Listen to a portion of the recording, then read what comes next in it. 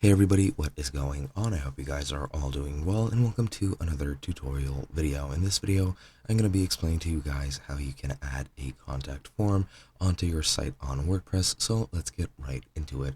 Now, luckily, WordPress does have a built-in form functionality, and they even have a pre-made contact form ready to be used on your pages. I'll be showing you guys how to do that, but pretty much you can use any custom form that you would like. You just need to create a new form, and once you do that, then you'll be able to add it to your page.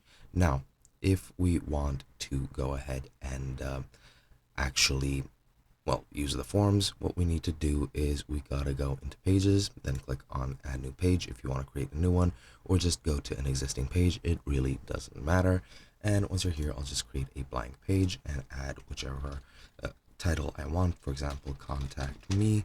And then we're going to go ahead and we're actually going to add the contact form. Click on the plus to add blocks and just search for contact form.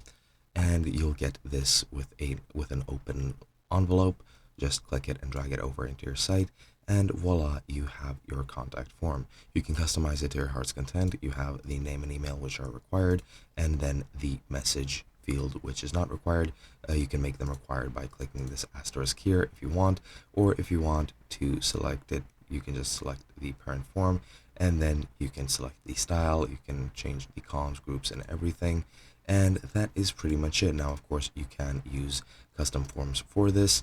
If you so choose, you can create a new form, or you can use any of these that you already have. But that is pretty much all there is to it. Hope you guys enjoyed, and I'll be seeing you guys in another video.